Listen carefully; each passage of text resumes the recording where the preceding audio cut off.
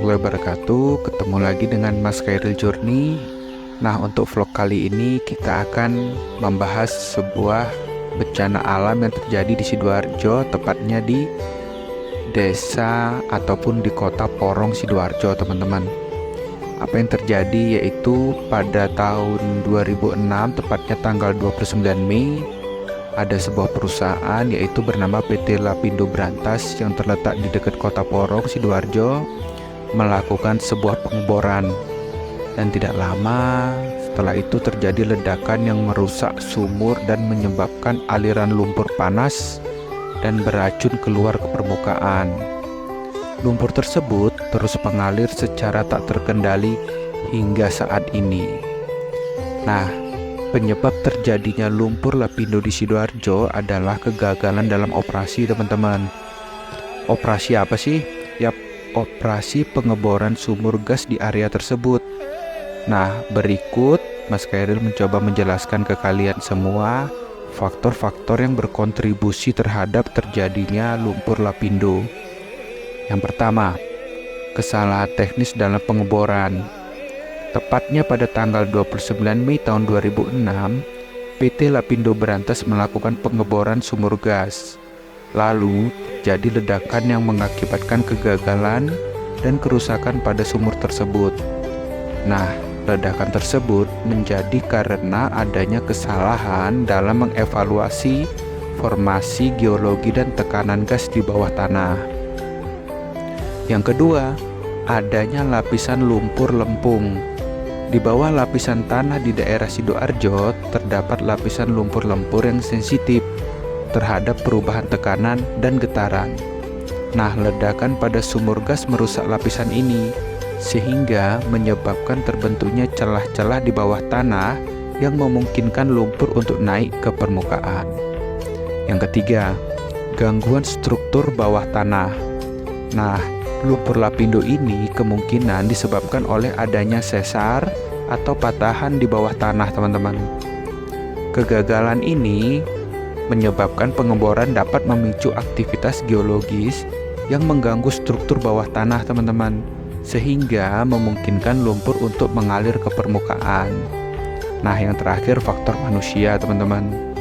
Selain faktor teknis dan geologis, ada juga faktor manusia yang berkontribusi terhadap terjadinya lumpur lapindo. Salah satunya adalah kurangnya pengawasan dan pengendalian dalam operasi pengeboran yang dilakukan oleh PT Lapindo Brantas. Nah, kurangnya pemahaman dan penilaian yang tepat terhadap risiko geologi di daerah tersebut juga menjadi faktor penyebabnya, teman-teman. Oleh karena itu, dalam beberapa kasus bencana alam seperti lumpur lapindo, seringkali ada kombinasi faktor-faktor alamiah dan manusia yang berperan terjadinya bencana ini. Penyebab pasti dan rinci dari lumpur lapindo masih menjadi bahan penyelidikan terus-menerus sampai saat ini.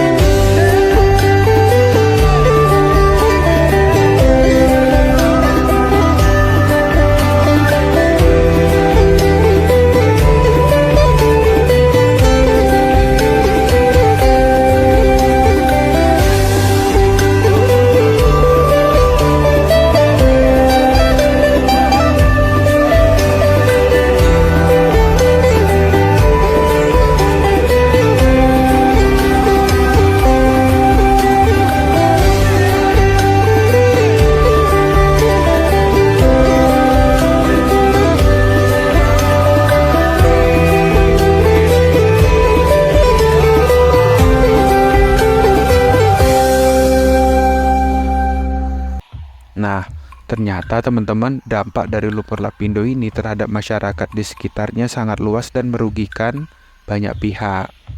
Apa sih dampaknya? Oke, pertama, kerugian ekonomi teman-teman. Banyak warga kehilangan rumah, tanah, dan sumber mata pencaharian mereka. Pemukiman, pertanian, dan industri lokal juga rusak, menyebabkan hilangnya lapangan pekerjaan dan pendapatan tentunya.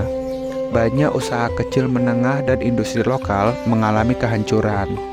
Nah, kerugiannya apalagi?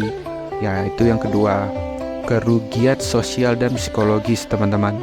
Bencana ini mengakibatkan penderitaan fisik dan mental bagi masyarakat yang terdampak. Banyak warga kehilangan keluarga, kerabat, dan tetangga mereka. Mereka juga mengalami trauma, stres, dan kecemasan yang mendalam akibat kehilangan, ketidakpastian masa depan, dan kesulitan dalam memulihkan kehidupan mereka. Yang ketiga, gangguan lingkungan dan kesehatan. Nah, lumpur lapindo mengancam lingkungan sekitarnya dengan merusak ekosistem air, teman-teman, tanah, dan udara. Lumpur yang mengandung bahan kimia beracun dapat mencemari air tanah dan mengancam kesehatan masyarakat. Banyak kasus penyakit kulit, pernapasan, dan pencernaan, dan ini juga sudah dilaporkan oleh masyarakat yang terdampak. Poin 4, penyelidikan hukum dan ketidakpastian.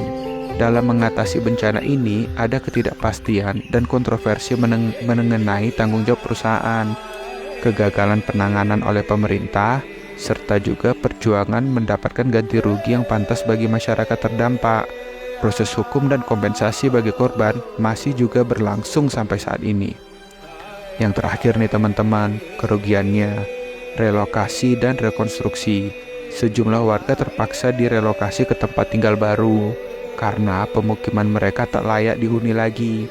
Proses rekonstruksi dan rehabilitasi daerah terdampak lumpur lapindo membutuhkan waktu yang lama dan sumber daya yang signifikan. Nah, itu dia teman-teman, dampak lumpur lapindo terhadap masyarakat Sidoarjo masih dirasakan hingga sekarang. Meskipun upaya pemulihan terus dilakukan, tetapi banyak warga yang masih berjuang untuk mengembalikan kehidupan mereka di kondisi normal. Nah, oleh sebab itu, buat teman-teman semua, yuk kita jaga alam bersama-sama, supaya kita bertanggung jawab bersama dan menjadikan kepedulian dan tindakan nyata sebagai dari kehidupan sehari-hari kita. Tentunya kita semua bisa berkontribusi dalam melindungi dan menjaga alam yang indah ini. Mari kita menjadi pahlawan di lingkungan dan menjaga warisan kita untuk generasi mendatang. Terima kasih telah mendengarkan himbauan ini, dan mari kita bersama-sama berbuat untuk alam kita yang tercinta. Terima kasih.